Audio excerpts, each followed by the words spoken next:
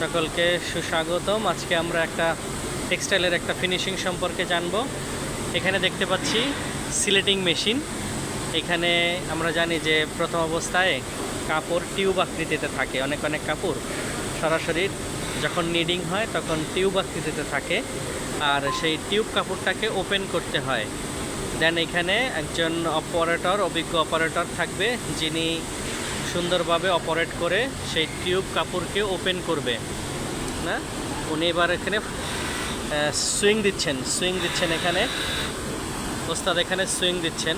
এরপর উনি একজন দক্ষ অপারেটর, উনি বেশ দক্ষতার সাথে উনি কাজ করে থাকেন। উনি সুইং দিচ্ছে, টিউব কাপড়কে সুইং দিচ্ছে, এরপরে ওপেন করবেন উনি। এখানে নিডল মার্ক আছে, মেশিনের সাহায্যে উনি অপারেট করবেন খুব দক্ষতার সাথে। আমাদের ওস্তাদ উনি দক্ষতার সাথে এটা অপারেট করবেন। এই আমরা দেখছি উনি অপারেট করছেন, কিভাবে অপারেট করেন না। এই যে নিডল মার্কস আছে, উনি দেখতেছেন এবং দেখে অপারেট করছেন। হ্যাঁ, এক হাতে বাম হাতে ব্রেক এবং ডান হাতে ওনার বাটন। আচ্ছা, এই কাপড়টা চলছে। আচ্ছা, কিভাবে বের হচ্ছে আমরা দেখবো কিভাবে বের হচ্ছে।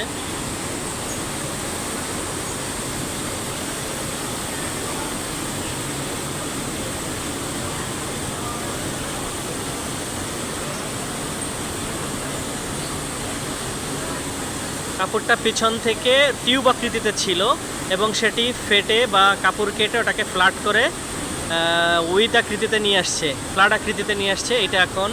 এটা পড়লো এখানে ডেলিভারি পয়েন্ট দিয়ে কাপড়টা সুন্দরভাবে ভাঁজ হয়ে পড়লো এবং টলির ভিতরে না আমরা দেখছি সুন্দরভাবে টলির ভিতরে পড়ছে।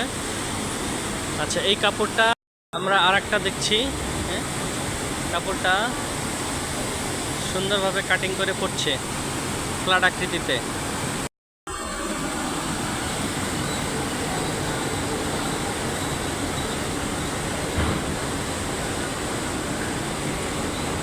এইখানে আমাদের আরেকজন অভিজ্ঞ অপারেটর, সে দক্ষতার সাথে ফ্ল্যাট কাপড়ই ফ্ল্যাট করছে। হ্যাঁ, শুধু দক্ষ অপারেটর, কিন্তু উনি ফ্ল্যাট কাপড়, ওপেন করা কাপড় আর কি, এটা ওপেন আকৃতিতেই ডাইং হয়েছে, সেটাই উনি চালাচ্ছে। এই অবস্থা থাকে, পিছনে এরকম অবস্থা থাকে। প্রথমে ডাইং থেকে যখন নামে কাপড়গুলো, তখন এরকম রশি আকারে ডাইং হয়। পরে অবশ্যই এগুলা ডাইং থেকে নামানোর পরে স্লেডিং করতে হয়, তারপরে ওইটা স্ট্যান্ডার্ডে চলতে হয়, স্ট্যান্ডার্ডে চালাইতে হয়। বিভিন্ন কেমিক্যাল, বিভিন্ন প্রসেসিংয়ের মধ্যে দিয়ে এগুলা ফিনিশ হয়।